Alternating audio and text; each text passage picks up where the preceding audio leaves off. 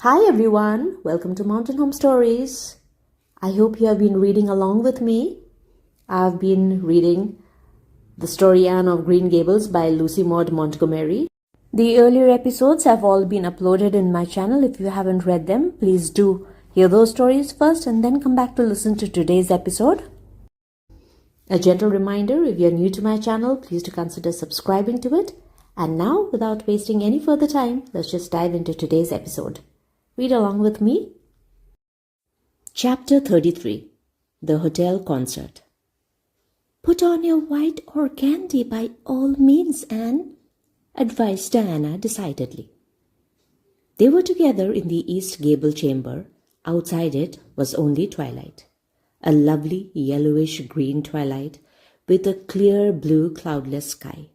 A big round moon, slowly deepening from her pallid luster into burnished silver, hung over the haunted wood. The air was full of sweet summer sounds, sleepy birds twittering, freakish breezes, faraway voices and laughter. But in Anne's room the blind was drawn and the lamp lighted, for an important toilet was being made.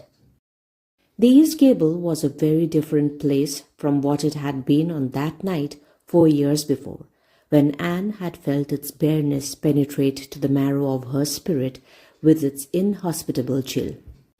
Marilla conniving at them resignedly until it was as sweet and dainty a nest as a young girl could desire. The velvet carpet with the pink roses and the pink silk curtains of Anne's early visions had certainly never materialized, but her dreams had kept pace with her growth, and it is not probable she lamented them. The floor was covered with a pretty matting, and the curtains that softened the high window and fluttered in the vagrant breezes were of pale green art muslin. The walls, hung not with gold and silver brocade tapestry, but with a dainty apple blossom paper, were adorned with a few good pictures given Anne by Mrs. Allen. Miss Stacy's photograph occupied the place of honor, and Anne made a sentimental point of keeping fresh flowers on the bracket under it. Tonight, a spike of white lilies faintly perfumed the room like the dream of a fragrance. There were no mahogany furniture, but there was a white-painted bookcase filled with books, a cushioned wicker rocker, a toilet table befrilled with white muslin, a quaint, gilt-framed mirror with chubby cheek cupids and purple grapes painted over its arched top that used to hang in the spare room, and a low white bed. Anne was dressing for a concert at the White Sands Hotel. The guests had got it up in aid of the Charlottetown Hospital and had hunted out all the available amateur talent in the surrounding districts to help it along. Bertha Sampson and Pearl Clay of the White Sands Baptist Choir had been asked to sing a duet. Milton Clark of Newbridge was to give a violin solo. Winnie Adela Blair of Carmody was to sing a Scotch ballad, and Laura Spencer of Spencervale and Anne Shirley of Avonlea were to recite. As Anne would have said at one time, it was an epoch in her life, and she was deliciously athrill with the excitement of it. Matthew was in the seventh heaven of gratified pride over the honor conferred on his Anne, and Marilla was not far behind, although she would have died rather than admit it, and said she didn't think it was very proper for a lot of young folks to be gadding over to the hotel without any responsible person with them.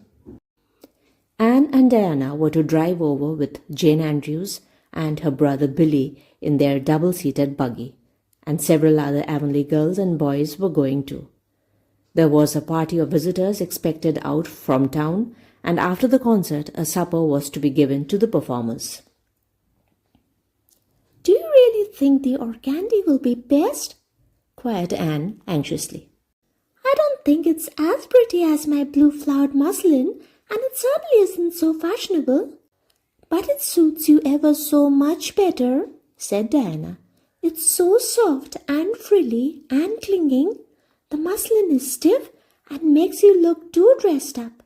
But the organdy seems as if it grew on you." Anne sighed and yielded. Diana was beginning to have a reputation for notable taste in dressing, and her advice on such subjects was much sought after. She was looking very pretty herself on this particular night in a dress of the lovely wild rose pink, from which Anne was forever debarred. But she was not to take any part in the concert, so her appearance was of minor importance. All her pains were bestowed upon Anne, who, she vowed, must, for the credit of Avonlea, be dressed and combed and adorned to the Queen's taste. Pull out that frill a little more. So, here. Let me tie your sash. Now for your slippers. I'm going to braid your hair in 2 thick braids and tie them halfway up with big white bows. No, don't pull out a single curl over your forehead. Just have the soft part. There is no way you do your hair suits you so well, Anne. And Mrs. Allen says you look like a Madonna when you part it so. I shall fasten this little white house rose just behind your ear. There was just one on my bush and I saved it for you. Shall I put my pearl beads on? Asked Anne. Matthew bought me a string from town last week and I know he'd like to see them on me. Diana pursed up her lips, put her black head on one side critically, and finally pronounced in favor of the beads, which were thereupon tied around Anne's slim, milk-white throat. There's something so stylish about you, Anne, said Diana, with unenvious admiration. You hold your head with such an air, I suppose it's your figure. I'm just a dumpling. I've always been afraid of it, and now I know it is so. Well, I suppose I shall just have to resign myself to it. But you have such dimples, said Anne, smiling affectionately into the pretty, vivacious face so near her own. Lovely dimples, that, like dents in cream. I've given up all hope of dimples. My dimple dream will never come true. But so many of my dreams have that I mustn't complain. Am I all ready now? All ready, assured Diana as Marilla appeared in the doorway, a gaunt figure with grayer hair than of yore and no fewer angles, but with a much softer face. Come right in and look at our elocutionist, Marilla. Doesn't she look lovely? Marilla emitted a sound between a sniff and a grunt. She looks neat and proper. I like that way of fixing her hair. But I expect she'll ruin that dress driving over there in the dust and dew with it. And it looks most too thin for these damp nights. Organdy is the most unserviceable stuff in the world anyhow, and I told Matthew so when he got it. But there is no use in saying anything to Matthew nowadays. Time was when he would take my advice, but now he just buys things for Anne regardless, and the clerks at Carmody know they can palm anything off on him. Just let them tell him a thing is pretty and fashionable, and Matthew plucks his money down for it. Mind you keep your skirt clear of the wheel, Anne, and put your warm jacket on. Then Marilla stalked downstairs, thinking proudly how sweet Anne looked with that one moonbeam from the forehead to the crown, and regretting that she could not go to the concert herself to hear her girl recite. I wonder if it is too damp for my dress, said Anne anxiously. Not a bit of it, said Diana, pulling up the window blind. It's a perfect night, and there won't be any dew. Look at the moonlight. I'm so glad my window looks east into the sun rising, said Anne, going over to Diana. It's so splendid to see the morning coming up over those long hills and glowing over those sharp fir tops. It's new every morning, and I feel as if I washed my very soul in that bath of earlier sunshine. Oh, Diana, I love this little room so dearly. I don't know how I'll get along without it when I go to town next month. Don't speak of your going away tonight, begged Diana. I don't want to think of it. It makes me so miserable, and I do want to have a good time this evening. What are you going to recite, Anne? And are you nervous? Not a bit. I've recited so often in public. I don't mind at all now. I've decided to give The Maiden's Vow. It's so pathetic. Laura Spencer is going to give a comic recitation, but I'd rather make people cry than laugh. What will you recite if they encore you? They won't dream of encoring me, scoffed Anne, who was not without her own secret hopes that they would, and already visioned herself telling Matthew all about it at the next morning's breakfast table. There are Billy and Jane now. I hear the wheels. Come on. Billy Andrews insisted that Anne should ride on the front seat with him, so she unwillingly climbed up. She would have much preferred to sit back with the girls, where they could have laughed and chatted to their heart's content. There was not much of either laughter or chatter in Billy. He was a big, fat, stolid youth of 20, with a round, expressionless face and a painful lack of conversational gifts.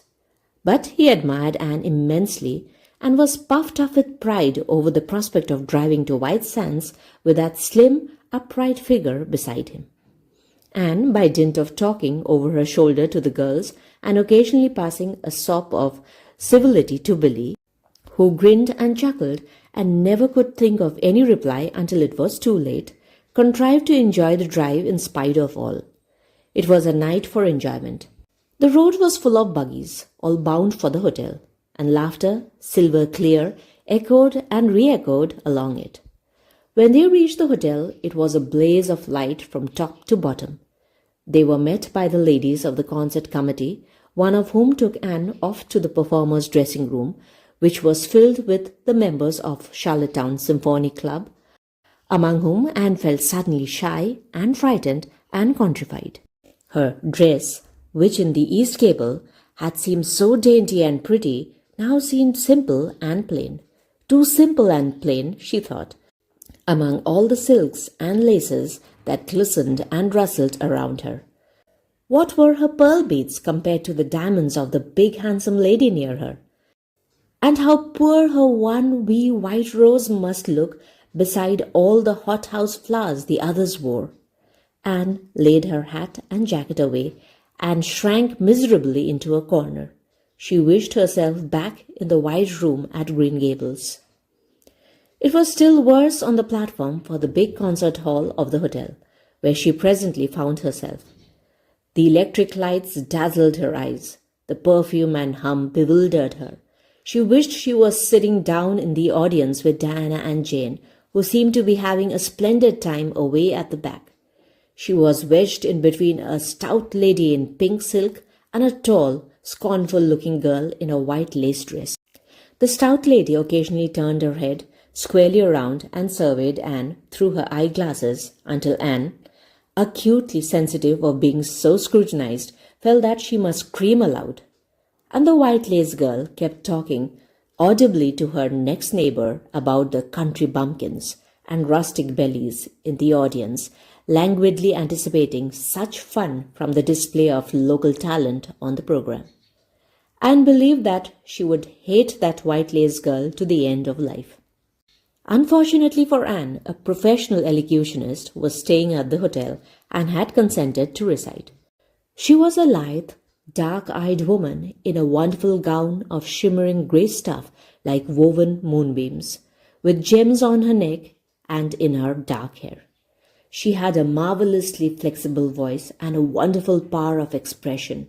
The audience went wild over her selection. Anne, forgetting all about herself and her troubles for the time, listened with rapt and shining eyes.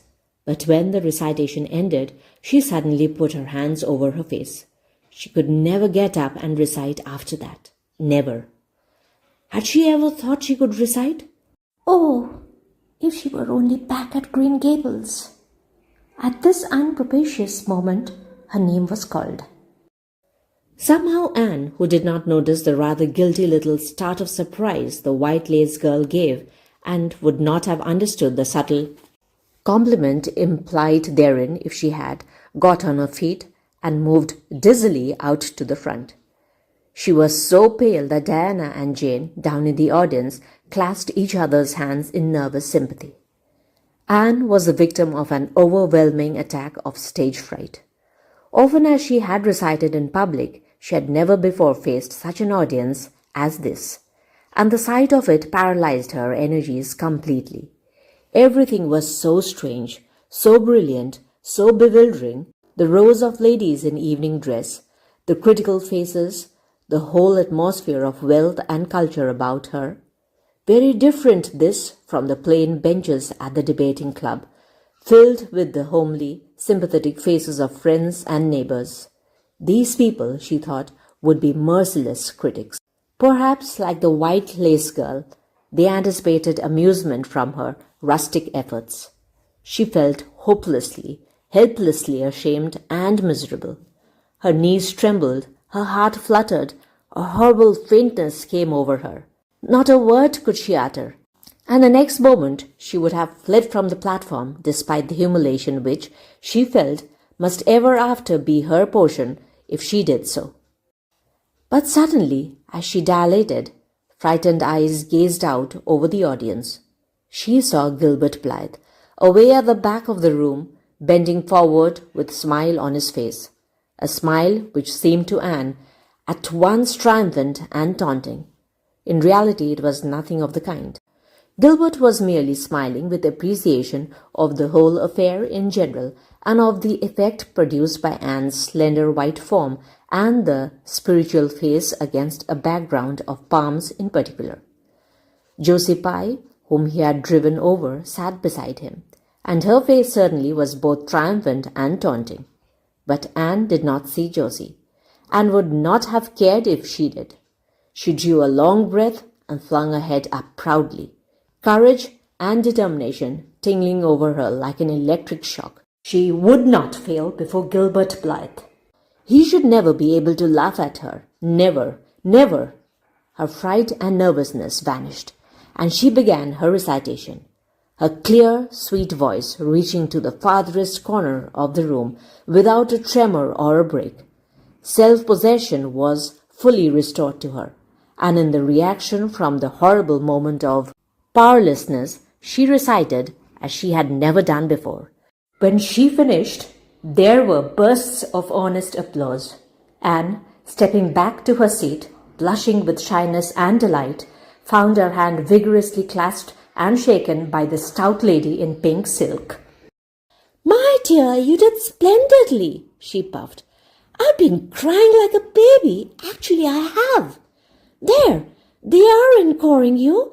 They're bound to have you back." "Oh, I can't go," said Anne confusedly. "But yet I must, or Matthew will be disappointed. He said they would encore me." "Then don't disappoint Matthew," said the pink lady, laughing. Smiling, blushing, limpid-eyed, Anne tripped back and gave a quaint, funny little selection that captivated her audience still further. The rest of the evening was quite a little triumph for her.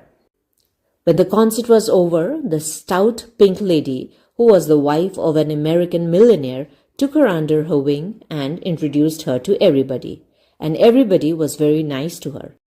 The professional elocutionist, Mrs. Evans, came and chatted with her, telling her that she had a charming voice and interpreted her selections beautifully. Even the white lace girl paid her a languid little compliment. They had supper in the big, beautifully decorated dining room. Diana and Jane were invited to partake of this also, since they had come with Anne. But Billy was nowhere to be found, having decamped in mortal fear of some such invitation. He was in waiting for them, with the team, however, when it was all over, and the three girls came merrily out into the calm, white moonshine radiance. Anne breathed deeply and looked into the clear sky beyond the dark boughs of the firs. Oh, it was good to be out again in the purity and silence of the night. How great and still and wonderful everything was, with the murmur of the sea sounding through it, and the darkling cliffs beyond like grim giants guarding enchanted coasts. "Hasn't it been a perfectly splendid time?" sighed Jane as they drove away. I just wish I was a rich American and could spend my summer at a hotel and wear jewels and low-necked dresses and have ice cream and chicken salad every blessed day. I'm sure it would be ever so much more fun than teaching school. And your recitation was simply great, although I thought at first you were never going to begin. I think it was better than Mrs. Evans. Oh no, don't say things like that, Jane, said Anne quickly, because it sounds silly. It couldn't be better than Mrs. Evans, for she is a professional and I'm only a schoolgirl with a little knack of recitation. I'm quite satisfied if the people just liked mine pretty well. I have a compliment for you, Anne, said Diana. At least I think it must be a compliment because of the tone he said it in. Part of it was anyhow. There was an American sitting behind Jane and me, such a romantic-looking man with coal-black hair and eyes. Josie says he is a distinguished artist and that her mother's cousin in Boston is married to a man that used to go to school with him. Well, we heard him say, didn't we, Jane? Who is that girl on the platform with the splendid Titian hair? She has a face I should like to paint. There now, Anne. But what does Titian hair mean? Being interpreted, it means plain red, I guess, laughed Anne.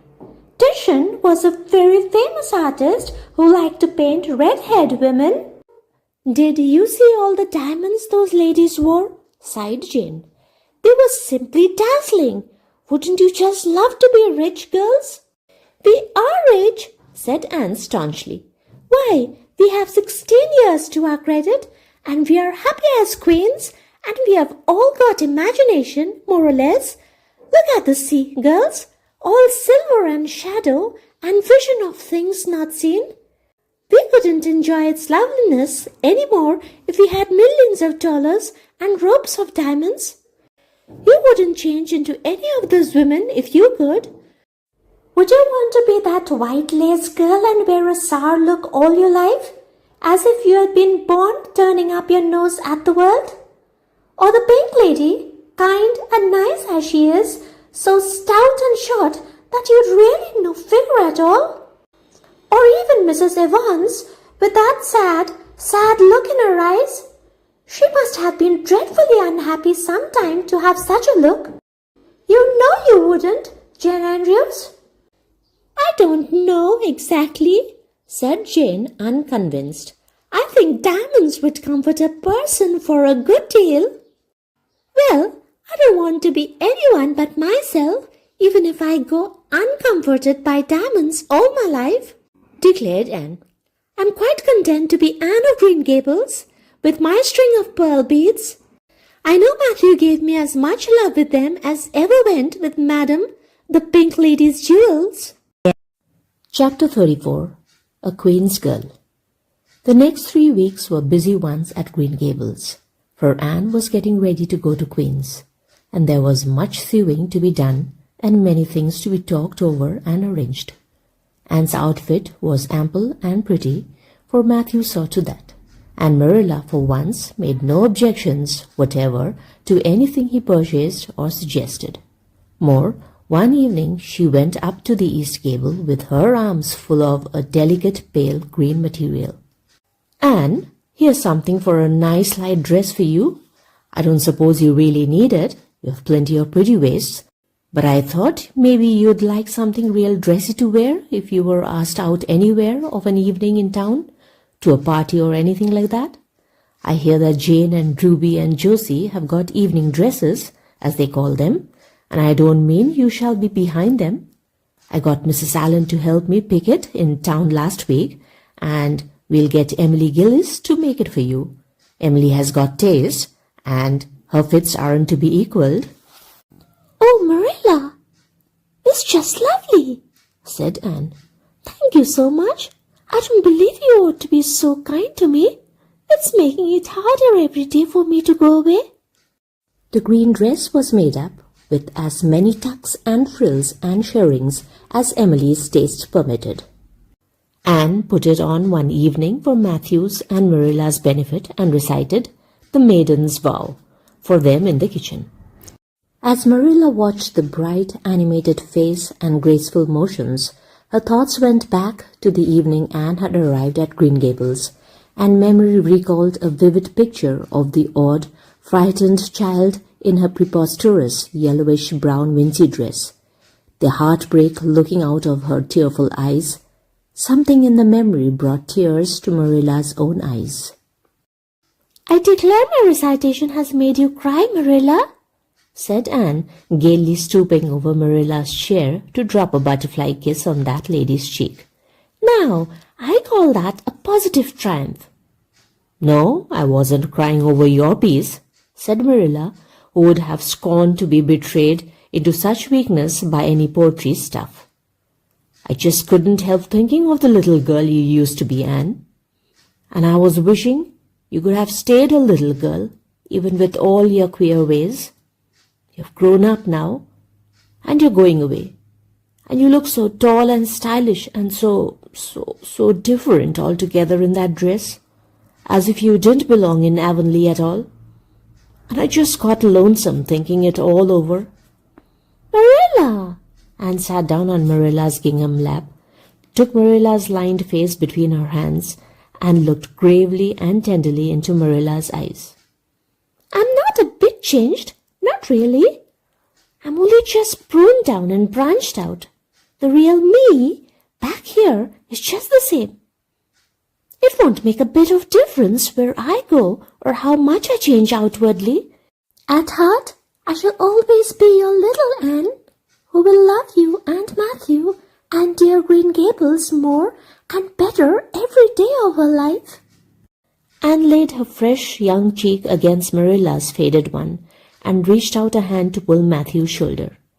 Marilla would have given much just then to have possessed Anne's power of putting her feelings into words, but nature and habit had willed it otherwise, and she could only put her arms close about her girl and hold her tenderly to her heart, wishing that she need never let her go. Matthew, with a suspicious moisture in his eyes, got up and went out of doors. Under the stars of the blue summer night, he walked agitatedly across the yard to the gate under the poplars. "Well now, I guess she ain't been much spoiled," he muttered proudly. "I guess my putting in my oars occasional never did much harm after all. She's smart and pretty and loving too, which is better than all the rest. She's been a blessing to us. And there never was a luckier mistake than what Mrs. Spencer made, if it was luck. I don't believe it was any such thing. It was Providence, because the Almighty saw we needed her, I reckon." The day finally came when Anne must go to town. She and Matthew drove in one fine September morning after a tearful parting with Diana and an untearful practical one, on Marilla's side at least, with Marilla. But when Anne had gone, Diana dried her tears and went to a beach picnic at White Sands with some of her Carmody cousins, where she contrived to enjoy herself tolerably well, while Marilla plunged fiercely into unnecessary work and kept at it all day long with the bitterest kind of heartache, the ache that burns and gnaws and cannot wash itself away in ready tears. But that night when Marilla went to bed, acutely and miserably conscious that the little gable room at the end of the hall was untenanted by any vivid young life and unstirred by any soft breathing, she buried her face in a pillow and wept for her girl in a passion of sobs that appalled her when she grew calm enough to reflect how very wicked it must be to take on so about a sinful fellow creature. Anne and the rest of the Avonlea scholars reached town just in time to hurry off to the academy. The first day passed pleasantly enough in a whirl of excitement, meeting all the new students, learning to know the professors by sight, and being assorted and organized into classes. Anne intended taking up the second-year work, being advised to do so by Miss Stacy. Gilbert Blythe elected to do the same. This meant getting a first-class teacher's license in 1 year instead of 2, if they were successful. But it also meant much more and harder work. Jane, Ruby, Josie, Charlie, and Moody Spurgeon, not being troubled with the steering of ambition, were content to take up the second-class work. Anne was conscious of a pang of loneliness when she found herself in a room with 50 other students, not one of whom she knew, except the tall, brown-haired boy across the room, and knowing him in the fashion she did not help her much, as she reflected pessimistically. Yet she was undeniably glad that they were in the same class. The old rivalry could still be carried on, and Anne would hardly have known what to do if it had been lacking. I wouldn't feel comfortable without it, she thought. Gilbert looks awfully determined. I suppose he's making up his mind here and now to win the medal. What a splendid chin he has! I never noticed it before. I do wish Jane and Ruby had gone in for first class too. I suppose I won't feel so much like a cat in a strange garret when I get acquainted, though. I wonder which of the girls here are going to be my friends. It's really an interesting speculation. Of course I promised Diana that no Queen's girl, no matter how much I liked her, should ever be as dear to me as she is. But I have lots of second-best affections to bestow. I like the look of that girl with the brown eyes and the crimson waist. She looks vivid and red-rosy. There's that pale, fair one gazing out of the window. She has lovely hair and looks as if she knew a thing or two about dreams. I'd like to know them both, know them well enough to walk with my arms around their waists and call them nicknames. But just now, I don't know them, and they don't know me, and probably don't want to know me particularly. Oh, it's lonesome. It was lonesomer still when Anne found herself alone in her hall bedroom that night at twilight. She was not too bored with the other girls, who all had relatives in town to take pity on them. Miss Josephine Barry would have liked to board her, but Beechwood was so far from the academy that it was out of the question. So Miss Barry hunted up a boarding house, assuring Matthew and Marilla that it was the very place for Anne. "The lady who keeps it is a reduced gentlewoman," explained Miss Barry. "Her husband was a British officer, and she is very careful what sort of boarders she takes, and will not meet with any objectionable persons under her roof. The table is good, and the house is near the academy, in a quiet neighborhood." All this might be quite true, and indeed proved to be so, but it did not materially help Anne in the first agony of homesickness that seized upon her. She looked dismally about her narrow little room, with its dull-papered, pictureless walls, its small iron bedstead, and empty bookcase, and a horrible choke came into her throat as she thought of her own white room at Green Gables, where she would have the pleasant consciousness of a great green still outdoors, of sweet peas growing in the garden, and moonlight falling on the orchard, of the brook below the slope and the spruce boughs tossing in the night wind beyond it, of a vast starry sky and the light from Diana's window shining out through the gap in the trees. Here there was nothing of this. Anne knew that outside of her window was a hard street, with a network of telephone wires shutting out the sky, the tramp of alien feet, and 1,000 lights gleaming on stranger faces. She knew that she was going to cry, and fought against it. I won't cry. It's silly and weak. There's the third tear splashing down by my nose. There are more coming. I must think of something funny to stop them. But there's nothing funny except what is connected with Avonlea, and that only makes things worse. 4, 5. I'm going home next Friday, but that seems 100 years away. Oh, Matthew is nearly home by now, and Marilla is at the gate, looking down the lane for him. 6, 7, 8. Oh, there's no use in counting them. They're coming in a flood presently. I can't cheer up. I don't want to cheer up. It's nicer to be miserable. The flood of tears would have come, no doubt, had not Josie Pye appeared at that moment. in the joy of seeing a familiar face, and forgot that there had never been much love lost between her and Josie. As a part of Avonlea life, even a pie was welcome. "I'm so glad you came up," Anne said sincerely. "You have been crying," remarked Josie with aggravating pity. "I suppose you are homesick. Some people have so little self-control in that respect. I've no intention of being homesick, I can tell you. Town's too jolly after the poky old Avonlea. I wonder how I ever existed there so long. You shouldn't cry, Anne. It isn't becoming, for your nose and eyes get red, and then you seem all red. I had a perfectly scrumptious time in the academy today. Our French professor is simply a duck. His moustache would give you corvollops of the heart. Have you anything eatable around, Anne? I'm literally starving." I guessed likely Marilla'd load you up with cake. That's why I came round. Otherwise, I'd have gone to the park to hear the band play with Frank Stockley. He boards the same place as I do, and he's a sport. He noticed you in class today and asked me who that red-headed girl was. I told him you were an orphan that the Cuthberts had adopted, and nobody knew very much about what you'd been before that.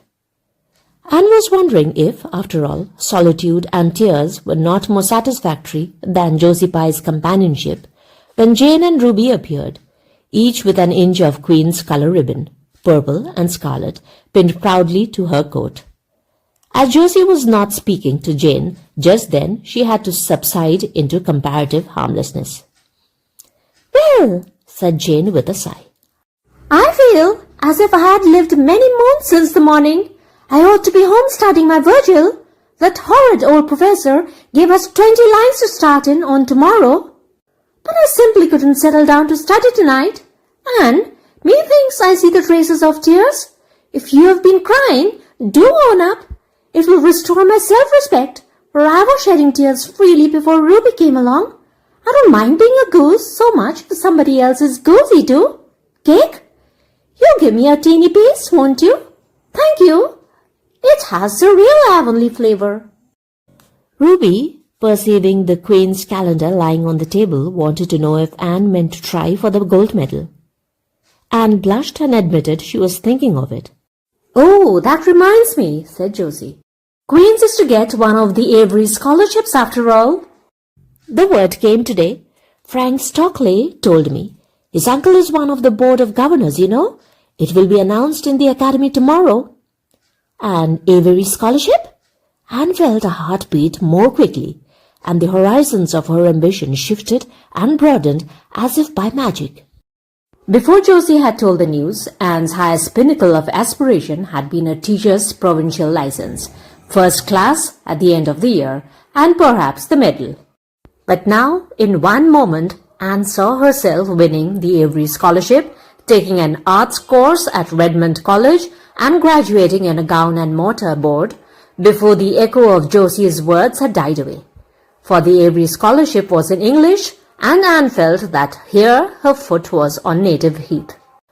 A wealthy manufacturer of New Brunswick had died and left part of his fortune to endow a large number of scholarships to be distributed among the various high schools and academies of the maritime provinces, according to their respective standings.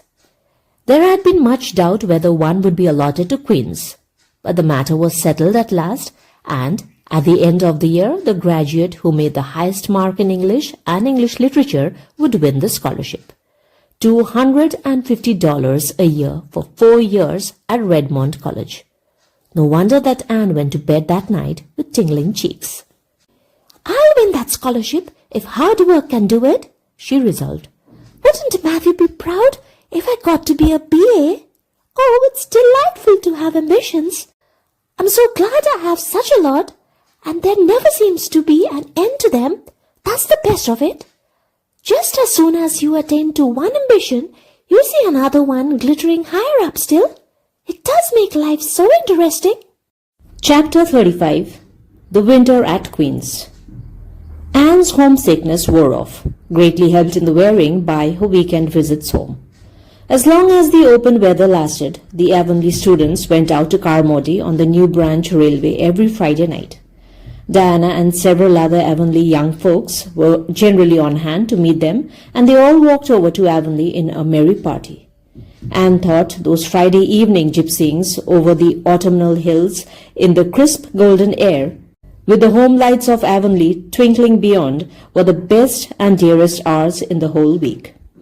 Gilbert Blythe nearly always walked with Ruby Gillis and carried her satchel for her. Ruby was a very handsome young lady.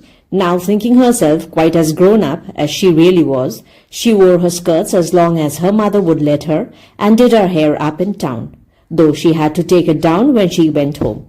She had large, bright blue eyes, a brilliant complexion, and a plump, showy figure. She laughed a great deal, was cheerful and good-tempered, and enjoyed the pleasant things of life frankly. "But I shouldn't think she was the sort of girl Gilbert would like," whispered Jane to Anne. Anne did not think so either, but she would not have said so for the Avery scholarship. She could not help thinking, too, that it would be very pleasant to have such a friend as Gilbert to jest and chatter with and exchange ideas about books and studies and ambitions. Gilbert had ambitions, she knew, and Ruby Gillis did not seem the sort of person with whom such could be profitably discussed. There was no silly sentiment in Anne's ideas concerning Gilbert. Boys were to her, when she thought about them at all, merely possible good comrades. If she and Gilbert had been friends, she would not have cared how many other friends he had, nor with whom he walked. She had a genius for friendship. Girlfriends she had in plenty, but she had a vague consciousness that masculine friendship might also be a good thing to round out one's conceptions of companionship and furnish broader standpoints of judgment and comparison.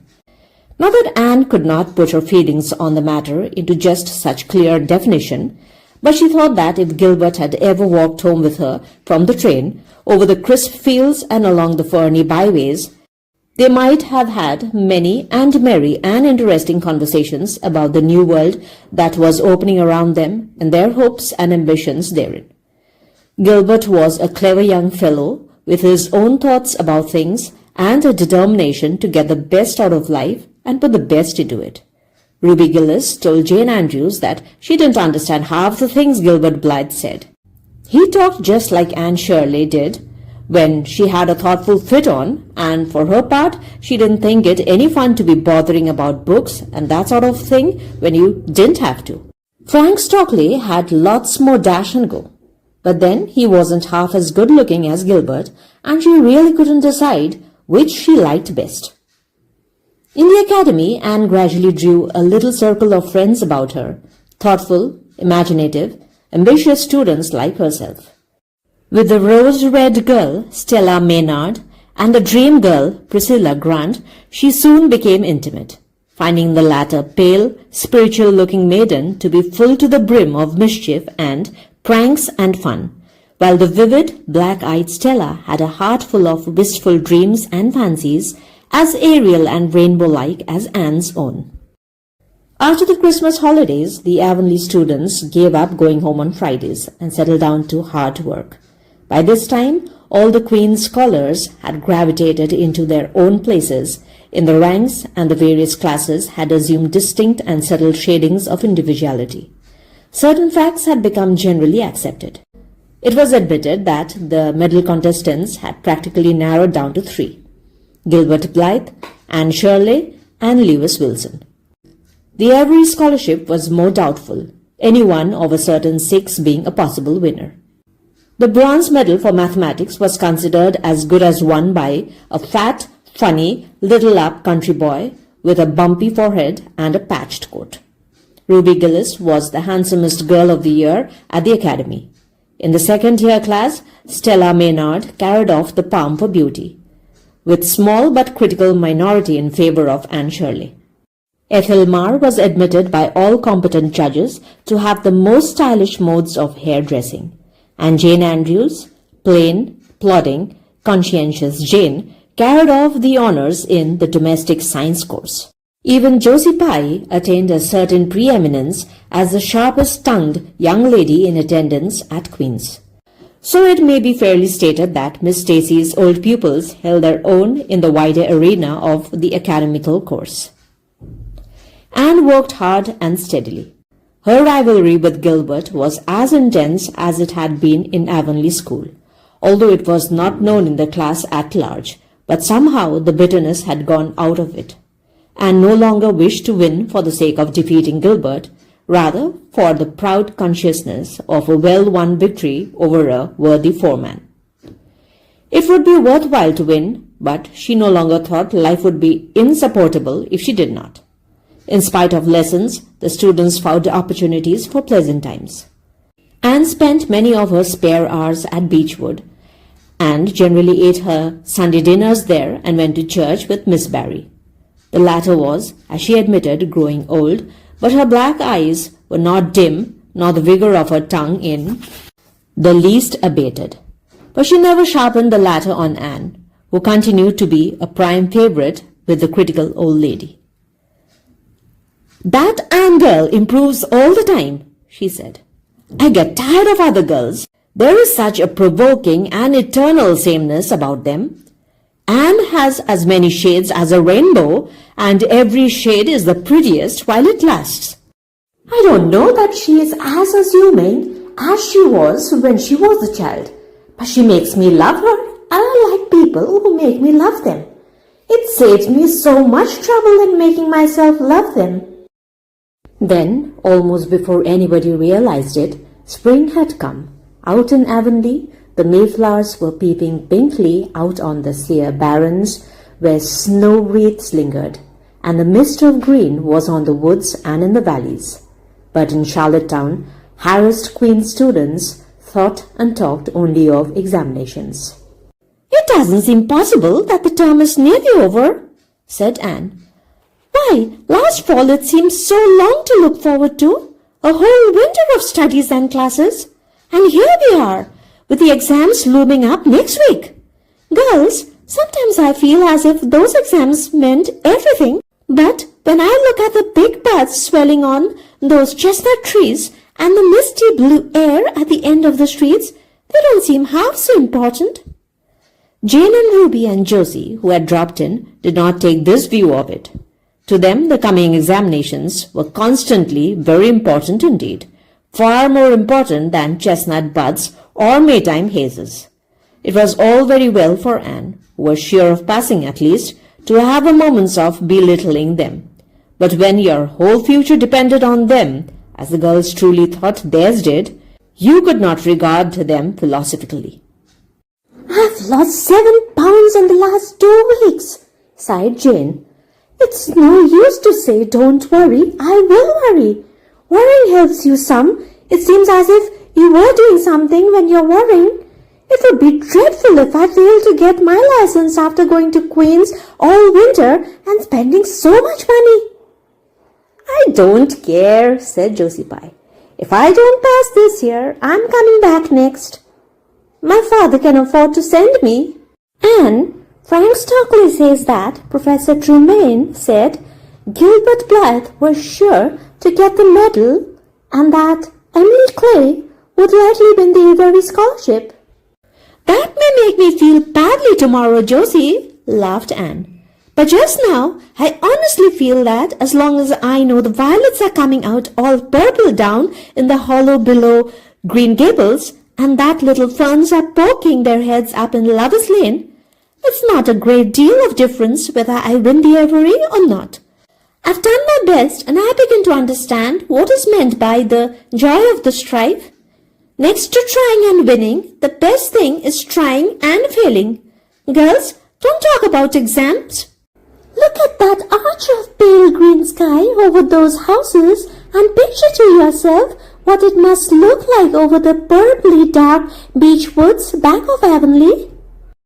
"What are you going to wear for commencement, Jane?" asked Ruby practically. Jane and Josie both answered at once, and the chatter drifted into a side eddy of fashions. But Anne, with her elbows on the window-sill, her soft cheek laid against her clasped hands, and her eyes filled with visions, looked out unheedingly across city roof and spire to that glorious dome of sunset sky, and wove her dreams of a possible future from the golden tissue of youth's own optimism. All the beyond was hers, with its possibilities lurking rosily in the oncoming years. each year a rose of promise to be woven into an immortal chaplet. Chapter 36. The Glory and the Dream.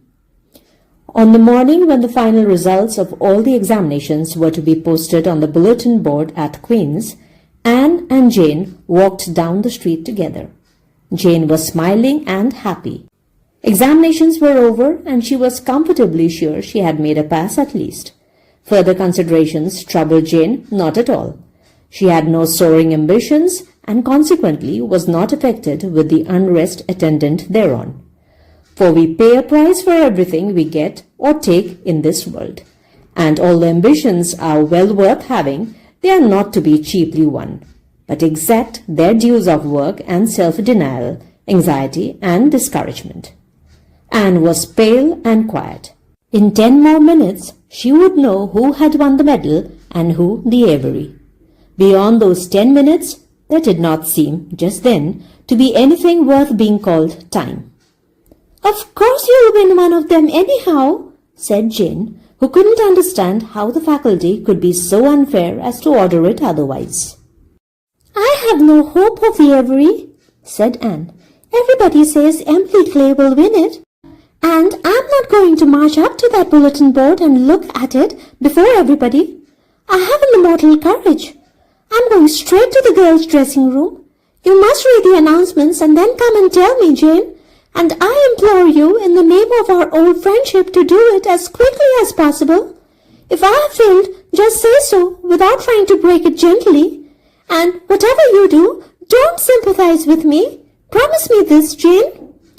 Jane promised solemnly, but as it happened, there was no necessity for such a promise.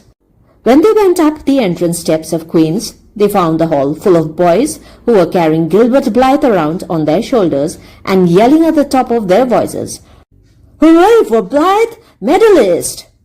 For a moment, Anne felt one sickening pang of defeat and disappointment. So she had failed and Gilbert had won. Well, Matthew would be sorry. He had been so sure she would win. And then somebody called out, "3 cheers for Miss Shirley, winner of the Avery!" "Oh, Anne!" gasped Jane, as they fled to the girls' dressing room amid hearty cheers. "Oh, Anne, I'm so proud! Isn't it splendid?" And then the girls were around them and Anne was the center of a laughing, congratulating group. Her shoulders were thumped and her hands shaken vigorously. She was pushed and pulled and hugged, and among it all she managed to whisper to Jane, "Oh, won't Matthew and Marilla be pleased? I must write the news home right away." Commencement was the next important happening. The exercises were held in the big assembly hall of the academy. Addresses were given, essays read, songs sung, the public award of diplomas, prizes and medals made. Matthew and Marilla were there, with eyes and ears for only one student on the platform, a tall girl in pale green with faintly flushed cheeks and starry eyes, who read the best essay and was pointed out and whispered about as the Avery winner. "Reckon you're glad we kept her, Marilla?" whispered Matthew, speaking for the first time since he had entered the hall when Anne had finished her essay. "It's not the first time I've been glad," retorted Marilla. "You do like to rub things in, Matthew Cuthbert." Miss Barry, who was sitting behind them, leaned forward and poked Marilla in the back with her parasol. "Aren't you proud of that, Anne girl?" "I am," she said. Anne went home to Avonlea with Matthew and Marilla that evening. She had not been home since April, and she felt that she could not wait another day. The apple blossoms were out, and the world was fresh and young. Diana was at Green Gables to meet her. In her own white room, where Marilla had set a flowering house rose on the windowsill. Anne looked about her and drew a long breath of happiness. "Oh, Diana, it's so good to be back again. It's so good to see those pointed firs coming out against the pink sky, and that white orchard, and the old Snow Queen. Isn't the breath of the mint delicious? And that tea rose, why, it's a song and a hope and a prayer all in one. And it's good to see you again, Diana." "I thought you liked that Stella Maynard better than me? Said Diana reproachfully. Josie Pye told me you did. Josie said you were infatuated with her. Anne laughed and pelted Diana with the faded June lilies of her bouquet. Stella Maynard is the dearest girl in the world except one, and you are that one, Diana, she said. I love you more than ever, and I have so many things to tell you. But just now I feel as if it were joy enough to sit here and look at you. I'm tired, I think, tired of being studious and ambitious. I mean to spend at least 2 hours tomorrow lying out in the orchard grass thinking of absolutely nothing. You have done splendidly, Anne. I suppose you won't be teaching now that you have won the Every? No, I'm going to Redmond in September. Doesn't it seem wonderful? I'll have a brand new stock of ambition laden by that time after 3 glorious golden months of vacation. Jane and Ruby are going to teach. Isn't it splendid to think we all got through, even to Moody Spurgeon and Josie Pye? Their Newbridge trustees have offered Jane their school already, said Diana. Gilbert Blythe is going to teach too. He has to. His father can't afford to send him to college next year, after all, so he means to earn his own way through. I expect he'll get the school here if Miss Ames decides to leave. Anne felt a queer little sensation of dismayed surprise. She had not known this. She had expected that Gilbert would be going to Redmond also. What would she do without this inspiring rivalry? Would not work, even at a co-educational college and a real degree in prospect, be rather flat without a friend, the enemy? The next morning at breakfast it suddenly struck Anne that Matthew was not looking well. Surely he was much greyer than he had been a year before. Marilla, she said hesitatingly, when he had gone out, is Matthew quite well? No, he isn't, said Marilla in a troubled tone. He's had some real bad spells with his heart this spring, and he won't spare himself a mite. I've been real worried about him, but he's some better this while back, and we have got a good hired man, so I'm hoping he'll kind of rest and pick up. Maybe he will now you're home. You always cheer him up. Anne leaned across the table and took Marilla's face in her hands. You're not looking as well yourself as I'd like to see you, Marilla. You look tired. I'm afraid you've been working too hard. You must take a rest now that I'm home. I'm just going to take this one day off to visit all the dear old spots and hunt up my old dreams, and then it'll be your turn to be lazy while I do the work. Marilla smiled affectionately at her girl. It's not the work, it's my head. I've got a pain so often now, behind my eyes. Dr. Spencer's been fussing with glasses, but they don't do me any good. There is a distinguished oculist coming to the island the last of June, and the doctor says I must see him. I guess I'll have to. I can't read or see with any comfort now. Well, Anne, you've done real well at Queen's, I must say. To take first-class license in 1 year and win the Avery scholarship, well. Mrs. Lynde says pride goes before a fall, and she doesn't believe in the higher education of women at all. She says it unfits them for women's true sphere. I don't believe a word of it. Speaking of Rachel reminds me, did you hear anything about the Abbey Bank lately, Anne? I heard it was shaky, answered Anne. Why? That is what Rachel said. She was up here one day last week and said there was some talk about it. Matthew felt real worried. All we have saved is in that bank, every penny. I wanted Matthew to put it in the savings bank in the first place, but old Mr. Abbey was a great friend of father's, and he'd always banked with him. Matthew said any bank with him at the head of it was good enough for anybody. I think he has only been its nominal head for many years, said Anne. He is a very old man. His nephews are really at the head of the institution. Well, when Rachel told us that, I wanted Matthew to draw our money right out, and he said he'd think of it. But Mr. Russell told him yesterday that the bank was all right. Anne had a good day in the companionship of the outdoor world. She never forgot that day. It was so bright and golden and fair, so free from shadow and so lavish of blossom, and spent some of its rich hours in the orchard. She went to the Dryad's Bubble and Willowmere and Violet Vale. She called at the manse and had a satisfying talk with Mrs. Allen, and finally in the evening she went with Matthew for the cows, through Lover's Lane to the back pasture. The woods were all gloried through with sunset, and the warm splendor of it streamed down through the hill gaps in the west. Matthew walked slowly with bent head. Anne, tall and erect, suited her springing step to his. "You've been working too hard today, Matthew," she said reproachfully. "Why won't you take things easier?" "Well now, I can't seem to," said Matthew as he opened the yard gate to let the cows through. "It's only that I'm getting old, and keep forgetting it. Well, I've always worked pretty hard, and I'd rather drop in harness."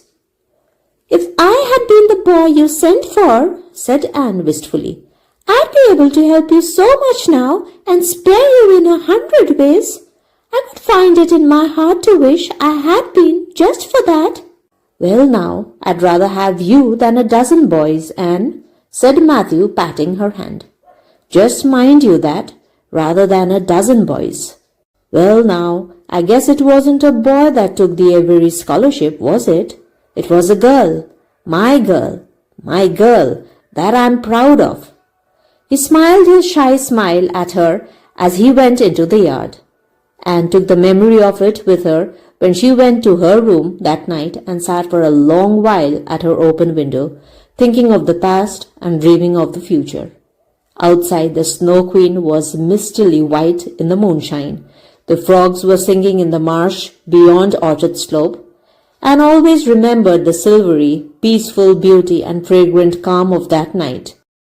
It was the last night before sorrow touched her life, and no life is ever quite the same again when once that cold, sanctifying touch has been laid upon it.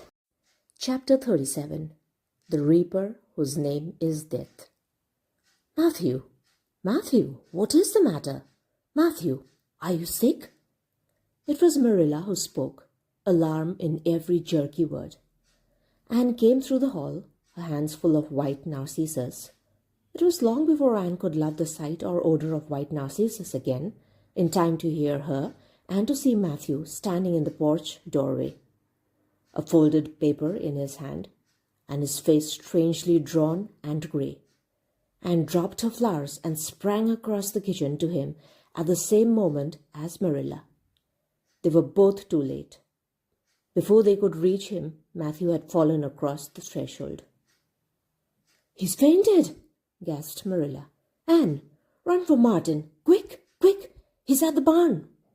Martin, the hired man, who had just driven home from the post office, started at once for the doctor, calling at Orchard Slope on his way to send Mr. and Mrs. Barry over. Mrs. Lynde, who was there on an errand, came too. They found Anne and Marilla distractedly trying to restore Matthew to consciousness. Mrs. Lynde pushed them gently aside, tried his pulse, and then laid her ear over his heart. She looked at their anxious faces sorrowfully, and the tears came into her eyes. "Oh, Marilla," she said gravely, "I don't think we can do anything for him." "Mrs. Lynde, you can't think Matthew is... Anne could not say the dreadful word. She turned sick and pallid. "Child, yes, I'm afraid of it. Look at his face. When you have seen that look as often as I have, you'll know what it means." Anne looked at the still face, and there beheld the seal of the Great Presence. When the doctor came, he said that death had been instantaneous and probably painless, caused in all likelihood by some sudden shock. The secret of the shock was discovered to be in the paper Matthew had held and which Martin had brought from the office that morning. It contained an account of the failure of the Abbey Bank. The news spread quickly through Avonlea, and all day friends and neighbors thronged Green Gables and came and went on errands of kindness for the dead and living. For the first time, shy, quiet Matthew Cuthbert was a person of central importance. The white majesty of death had fallen on him and set him apart as one crowned. When the calm night came softly down over Green Gables and the old house was hushed and tranquil, in the parlour lay Matthew Cuthbert in his coffin, his long grey hair framing his placid face, on which there was a little kindly smile, as if he but slept, dreaming pleasant dreams. There were flowers about him, sweet, old-fashioned flowers, which his mother had planted in the homestead garden in her bridal days, and for which Matthew had always had a secret, wordless love. Anne had gathered them and brought them to him, her anguished, tearless eyes burning in her white face. It was the last thing she could do for him. The Barrys and Mrs. Lynde stayed with them that night. Diana, going to the east gable, where Anne was standing at her window, said gently, "Anne, dear, would you like to have me sleep with you tonight?" "Thank you, Diana." Anne looked earnestly into her friend's face. "I think you won't misunderstand me when I say I want to be alone. I'm not afraid. I haven't been alone 1 minute since it happened, and I want to be. I want to be quite silent and quiet and try to realize it. I can't realize it. Half the time it seems to me that Matthew can't be dead, and the other half it seems as if he must have been dead for a long time, and I've had this horrible dull ache ever since." Diana did not quite understand. Marilla's impassioned grief, breaking all the bounds of natural reserve and lifelong habit in its stormy rush, she could comprehend better than Anne's tearless agony. But she went away kindly, leaving Anne alone to keep her first vigil with sorrow. Anne hoped that the tears would come in solitude. It seemed to her a terrible thing that she could not shed a tear for Matthew, whom she had loved so much and who had been so kind to her. Matthew had walked with her last evening at sunset and was now lying in the dim room below with that awful peace on his brow. But no tears came at first, even when she knelt by her window in the darkness and prayed, looking up to the stars beyond the hills. No tears, only the same horrible, dull ache of misery that kept on aching until she fell asleep, worn out with the day's pain and excitement. In the night she awakened, with the stillness and the darkness about her, and the recollection of the day came over her like a wave of sorrow. She could see Matthew's face smiling at her, and he had smiled when they parted at the gate that last evening. She could hear his voice saying, my girl that I am proud of." Then the tears came, and Anne wept her heart out. Marilla heard her and crept in to comfort her. There, don't cry so, dearie. It can't bring him back. It isn't right to cry so. I knew that today, but I couldn't help it then. He'd always been such a good, kind brother to me, but God knows best." "Oh, just let me cry, Marilla," sobbed Anne. "The tears don't hurt me like that ache did. Stay here for a little while with me and keep your arms round me, so. I couldn't have Diana stay. She's good and kind and sweet, but it's not her sorrow. She's outside of it, and she couldn't come close enough to my heart to help me. It's our sorrow, yours and mine. Oh, Marilla, what will we do without him?" "We've got each other, Anne. I don't know what I'd do if you weren't here. If you'd never come. Oh, Anne, I know I've been kind of strict and harsh with you, maybe, but you mustn't think I didn't love you as well as Matthew did, for all that. I want to tell you now when I can. It's never been easy for me to say things out of my heart, but at times like this it's easier. I love you as dear as if you were my own flesh and blood, and you have been my joy and comfort ever since you came to Green Gables." 2 days afterwards, they carried Matthew Cuthbert over his homestead threshold and away from the fields he had tilled and the orchards he had loved and the trees he had planted, and then Avonlea settled back to its usual placidity, and even at Green Gables affairs slipped into their old groove, and work was done and duties fulfilled with regularity as before, although always with the aching sense of loss in all familiar things. Anne, new to grief, thought it almost sad that it could be so, that they could go on in the old way without Matthew. She felt something like shame and remorse when she discovered that the sunrises behind the firs and the pale pink buds opening in the garden gave her the old inrush of gladness when she saw them. That Diana's visits were pleasant to her, and that Diana's merry words and ways moved her to laughter and smiles. That, in brief, the beautiful world of blossom and love and friendship had lost none of its power to please her fancy and thrill her heart. That life still called to her with many insistent voices. It seems like disloyalty to Matthew, somehow, to find pleasure in these things now that he has gone, she said wistfully to Mrs. Allen one evening when they were together in the manse garden. I miss him so much, all the time, and yet, Mrs. Allen, the world and life seem very beautiful and interesting to me for all. Today, Diana said something funny, and I found myself laughing. I thought when it happened, I could never laugh again, and it somehow seems as if I oughtn't to. When Matthew was here, he liked to hear you laugh, and he liked to know that you found pleasure in the pleasant things around you, said Mrs. Allen gently.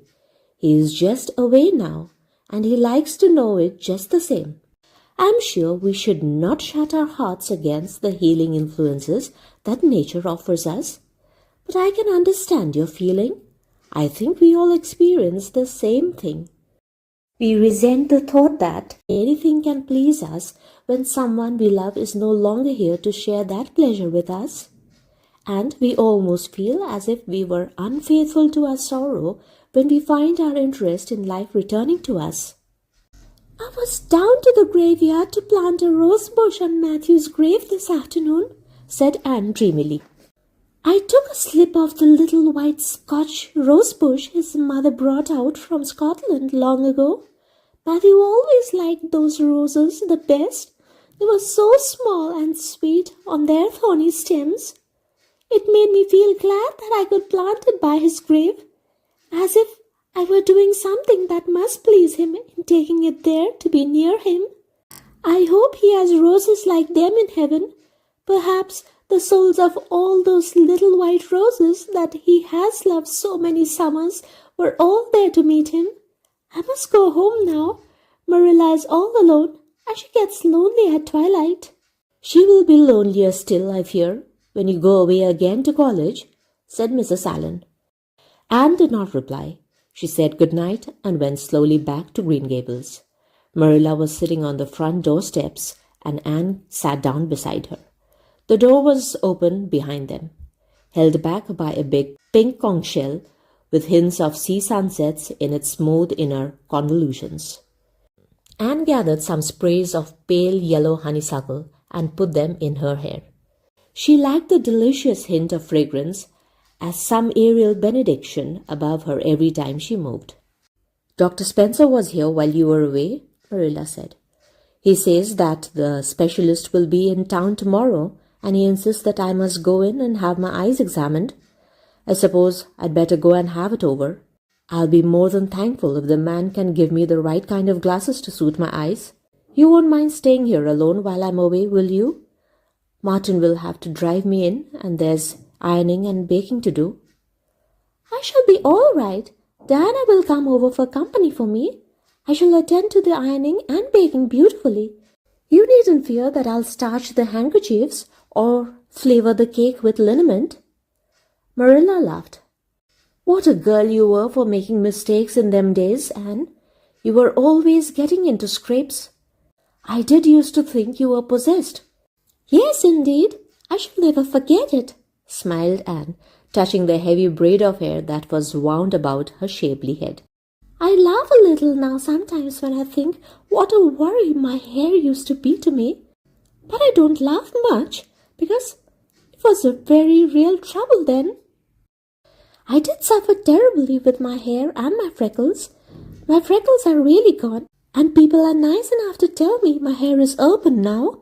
All but Josie Pye. She informed me yesterday that she really thought it was redder than ever, or at least my black dress made it look redder. And she asked me if people who had red hair ever got used to having it. Marilla, I've almost decided to give up trying to like Josie Pye. I've made what I would once have called a heroic effort to like her, but Josie Pye won't be liked. Josie is a pie, said Marilla sharply, so she can't help being disagreeable. I suppose people of that kind serve some useful purpose in society. But I must say I don't know what it is, any more than I know the use of thistles. Is Josie going to teach? No, she's going back to Queen's next year. So are Moody Spurgeon and Charlie Sloane. Jane and Ruby are going to teach, and they are both good schools. Jane at Newbridge and Ruby at some place up west. Gilbert Blythe is going to teach too, isn't he? Yes. Briefly. What a nice-looking fellow he is, said Marilla absently. I saw him in church last Sunday, and he seemed so tall and manly. He looks a lot like his father did at the same age. John Blythe was a nice boy. We used to be real good friends, he and I. People called him my beau. And looked up with swift interest. Oh, Marilla! And what happened? Why didn't you? We had a quarrel. I wouldn't forgive him when he asked me to. I meant to after a while, but I was sulky and angry, and I wanted to punish him first. He never came back. The Blythes were all mighty independent, but I always felt rather sorry. I've always kind of wished I'd forgiven him when I had the chance. So you have had a bit of romance in your life too? Said Anne softly. Yes, I suppose you might call it that. You wouldn't think so to look at me, would you? But you never can tell about people from their outsides. Everybody has forgot about me and John. I'd forgotten myself. But it all came back to me when I saw Gilbert last Sunday. Chapter 38. The Bend in the Road. Marilla went to town the next day and returned in the evening. Anne had gone over to Orchard Slope with Diana and came back to find Marilla in the kitchen, sitting by the table with her head leaning on her hand. Something in her dejected attitude struck a chill to Anne's heart. She had never seen Marilla sit limply inert like that. Are you very tired, Marilla? Yes. No, I don't know, said Marilla wearily, looking up. I suppose I'm tired, but I haven't thought about it. It's not that. Did you see the oculist? What did he say? Asked Anne anxiously. Yes, I saw him. He examined my eyes. He says that if I give up all reading and sewing entirely and any kind of work that strains the eyes, and if I'm careful not to cry, and if I wear the glasses he has given me, he thinks my eyes may not get any worse and my headaches will be cured. But if I don't, he says I'll certainly be stone blind in 6 months. Blind, Anne, just think of it. For a minute, Anne, after a first quick exclamation of dismay, was silent. It seemed to her that she could not speak. Then she said bravely, but with a catch in her voice, Marilla, don't think of it. You know he has given you hope. If you are careful, you won't lose your sight altogether, and if his glasses cure your headaches, it'll be a great thing. I don't call it much hope, said Marilla bitterly. What am I to live for if I can't read or sew or do anything like that? I might as well be blind or dead. And as for crying, I can't help that when I get lonesome. But there, it's no good talking about it. If you'll get me a cup of tea, I'll be thankful. I'm about done out. Don't say anything about this to anyone for a spell yet, anyway. I can't bear that folks should come here to question and sympathize and talk about it. When Marilla had eaten her lunch, Anne persuaded her to go to bed. Then Anne went herself to the east gable and sat down by her window in the darkness, alone with her tears and her heaviness over heart. How sadly things had changed since she had sat there the night after coming home. Then she had been full of hope and joy, and the future had looked rosy with promise. Anne felt as if she had lived years since then.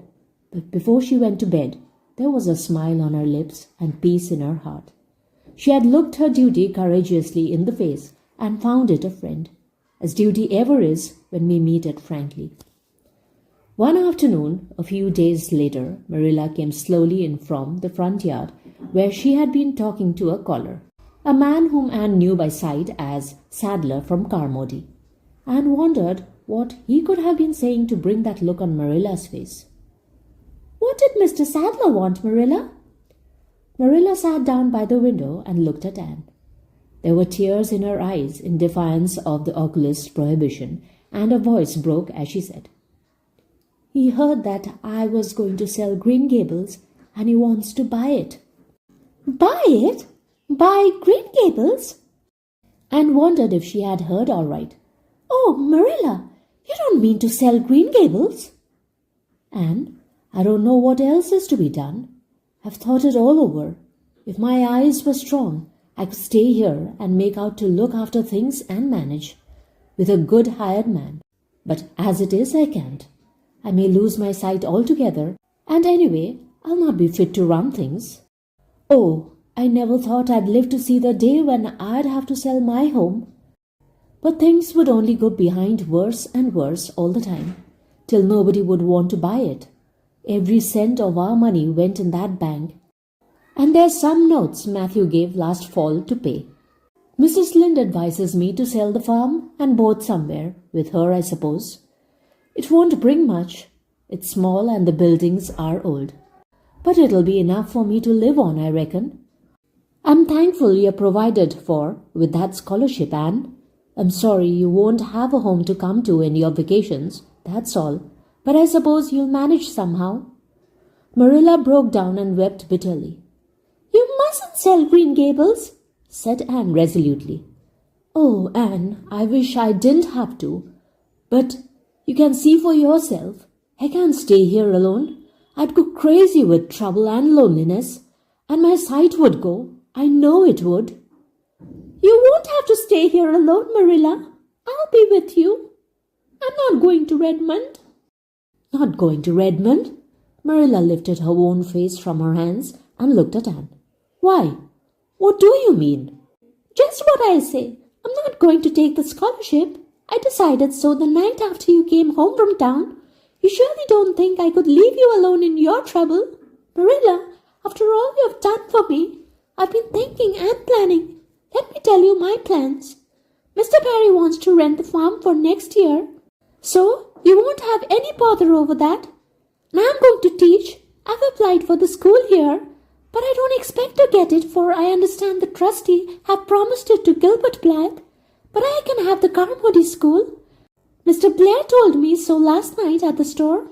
Of course that won't be quite as nice or convenient as if I had the Avonlea school, but I can board home and drive myself over to Carmody and back, in the warm weather at least. And even in winter, I can come home Fridays. We'll keep a horse for that. Oh, I have planned it all out, Marilla, and I'll read to you and keep you cheered up. You shan't be dull or lonesome, and we'll be real cozy and happy here together, you and I." Marilla had listened like a woman in a dream. "Oh, Anne, I could get on real well if you were here, I know, but I can't let you sacrifice yourself so for me. It would be terrible." "Nonsense!" Anne laughed merrily. "There is no sacrifice. Nothing could be worse than giving up Green Gables. Nothing could hurt me more. We must keep the dear old place. My mind is quite made up, Marilla. I'm not going to Redmond, and I am going to stay here and teach. Don't you worry about me a bit." "But your ambitions and—" "I'm just as ambitious as ever, only I've changed the object of my ambitions. I'm going to be a good teacher, and I'm going to save your eyesight. Besides, I mean to study at home here and take a little college course all by myself. Oh, I've dozens of plans, Marilla. I've been thinking them out for a week. I shall give life here my best, and I believe it'll give its best to me in return. When I left Queens, my future seemed to stretch out before me like a straight road. I thought I could see along it for many a milestone. Now there is a bend in it. I don't know what lies around the bend, but I am going to believe that the best does. It has a fascination of its own, that bend, Marilla. I wonder how the road beyond it goes. What there is of green glory and soft, checkered light and shadows. What new landscapes, what new beauties, what curves and hills and valleys further on. I don't feel as if I ought to let you give it up, said Marilla, referring to the scholarship. But you can't prevent me. I'm 16 and a half, obstinate as a mule, as Mrs. Lynde once told me, laughed Anne. Oh, Marilla, don't you go pitying me. I don't like to be pitied, and there is no need for it. I'm heart glad over the very thought of staying at dear Green Gables. Nobody could love it as you and I do, so we must keep it. You blessed girl, said Marilla, yielding. I feel as if you had given me new life. I guess I ought to stick out and make you go to college, but I know I can't, so I ain't going to try. I'll make it up to you, though, Anne. When it became noised abroad in Avonlea that Anne Shirley had given up the idea of going to college and intended to stay home and teach, there was a good deal of discussion over it. Most of the good folks, not knowing about Marilla's eyes, thought she was foolish. Mrs. Allen did not. She told Anne so in approving words that brought tears of pleasure to the girl's eyes. Neither did good Mrs. Lynde. She came up one evening and found Anne and Marilla sitting at the front door in the warm, scented summer dusk. They liked to sit there when the twilight came down and the white moths flew about in the garden and the odor of mint filled the dewy air. Mrs. Rachel deposited her substantial person upon the stone bench by the door, behind which grew a row of tall pink and yellow hollyhocks, with a long breath of mingled weariness and relief. I declare, I'm getting glad to sit down. I've been on my feet all day, and 200 pounds is a good bit for 2 feet to carry round. It's a great blessing not to be fat, Marilla. I hope you appreciate it. Well, Anne, I hear you have given up your notion of going to college. I was real glad to hear it. You have got as much education now as a woman can be comfortable with. I don't believe in girls going to college with the men and cramming their heads full of Latin and Greek and all that nonsense. But I am going to study Latin and Greek just the same, Mrs. Lynde, said Anne, laughing. I am going to take my arts course right here at Green Gables and study everything that I would at college. Mrs. Lynde lifted her hands in holy horror. Anne Shirley, you'll kill yourself. Not a bit of it. I shall thrive on it. Oh, I'm not going to overdo things. As Josiah Allen's wife says, I shall be majum, but I'll have lots of spare time in the long winter evenings. And I have no vocation for fancy work. I'm going to teach over at Carmody, you know. I don't know it. I guess you're going to teach right here in Avonlea. The trustees have decided to give you the school. Mrs. Lynde, cried Anne, springing up to her feet in her surprise. Why, I thought they had promised it to Gilbert Blythe. So they did, but as soon as Gilbert heard that you had applied for it, he went to them. They had a business meeting at the school last night, you know, and told them that he withdrew his application and suggested that they accept yours. He said he was going to teach at White Sands. Of course, he knew how much you wanted to stay with Marilla, and I must say, I think it was real kind and thoughtful in him, that's what. Real self-sacrificing, too, for he'll have his board to pay at White Sands, and everybody knows he's got to earn his own way through college. So the trustees decided to take you. I was tickled to death when Thomas came home and told me. I don't feel that I ought to take it, murmured Anne. I mean, I don't think I ought to let Gilbert make such a sacrifice for me. I guess you can't prevent him now. He signed papers with the White Sands trustees, so it wouldn't do him any good now if you were to refuse. Of course, you'll take the school.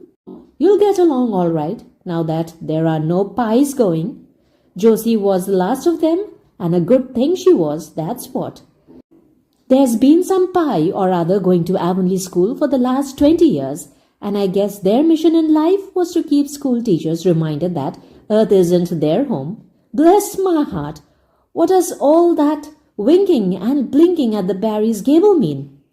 Anna is signaling for me to go over, laughed Anne. You know, we keep up the old custom. Excuse me while I run over and see what she wants. Anne ran down the clover slope like a deer and disappeared in the furry shadows of the haunted wood. Mrs. Lynde looked after her indulgently. There's a good deal of the child about her yet in some ways. There's a good deal more of the woman about her in others, retorted Marilla, with a momentary return of her old crispness. But crispness was no longer Marilla's distinguishing characteristic, as Mrs. Lynde told Thomas that night. Marilla Cuthbert has got mellow, that's what. Anne went to the little Avonlea graveyard the next evening to put fresh flowers on Matthew's grave and water the Scotch rose bush. She lingered there until dusk, liking the peace and calm of the little place, with its poplars whose rustle was like low, friendly speech, and its whispering grasses growing at will among the graves. When she finally left it and walked down the long hill that sloped to the lake of shining waters, it was past sunset, and all Avonlea lay before her in a dream-like afterlight, a haunt of ancient peace. There was a freshness in the air as of a wind that had blown over honey-sweet fields of clover. Home lights twinkled out here and there among the homestead trees. Beyond lay the sea, misty and purple, with its haunting, unceasing murmur. The west was a glory of soft, mingled hues, and the pond reflected them all in still softer shadings. The beauty of it all thrilled Anne's heart, and she gratefully opened the gates of her soul to it. "Dear old world," she murmured, "you are very lovely, and I am glad to be alive in you." Halfway down the hill, a tall lad came whistling out of a gate before the Blythe homestead. It was Gilbert, and the whistle died on his lips as he recognized Anne. He lifted his cap courteously, but he would have passed on in silence if Anne had not stopped and held out her hand. "Gilbert," she said, with scarlet cheeks, "I want to thank you for giving up the school for me. It was very good of you, and I want you to know that I appreciate it." Gilbert took the offered hand eagerly. "It wasn't particularly good of me at all, Anne. I was pleased to be able to do you some small service. Are we going to be friends after this? Have you really forgiven me my old fault?" Anne laughed and tried unsuccessfully to withdraw her hand. "I forgave you that day by the pond landing, although I didn't know it. What a stubborn little goose I was. I may as well make a complete confession. I've been sorry ever since." "We are going to be the best of friends," said Gilbert jubilantly. "We were born to be good friends, Anne. You have thwarted destiny enough. I know we can help each other in many ways. You are going to keep up your studies, aren't you? So am I. Come, I'm going to walk home with you." Marilla looked curiously at Anne when the latter entered the kitchen. "Who was that came up the lane with you, Anne?" "Gilbert Blythe," answered Anne, vexed to find herself blushing. "I met him on Barry's Hill." "I didn't think you and Gilbert Blythe were such good friends that you'd stand for half an hour at the gate talking to him," said Marilla with a dry smile. "We haven't been. We have been good enemies, but we have decided that it'll be much more sensible to be good friends in the future. Were we really there half an hour? It seemed just a few minutes. But, you see, we have 5 years lost conversations to catch up with, Marilla." Anne sat long at her window that night, companioned by a glad content. The wind purred softly in the cherry boughs, and the mint breaths came up to her. The stars twinkled over the pointed firs in the hollow, and Diana's light gleamed through the old gap. Anne's horizons had closed in since the night she had sat there after coming home from Queen's, but If the path set before her feet was to be narrow, she knew that flowers of quiet happiness would bloom along it. The joy of sincere work and worthy aspiration and congenial friendship were to be hers. Nothing could rob her of her birthright of fancy or her ideal world of dreams, and there was always the bend in the road. "God's in his heaven. All's right with the world," whispered Anne softly. With this, I reached the conclusion of this classic novel. I hope you enjoyed listening to this journey as much as I loved reading it to you. Thank you for listening. It has been a joy to share this story with you. I wish every one of you a safe, happy, and prosperous new year. I look forward to bringing you many more stories in 2026. Until then, stay tuned and stay connected.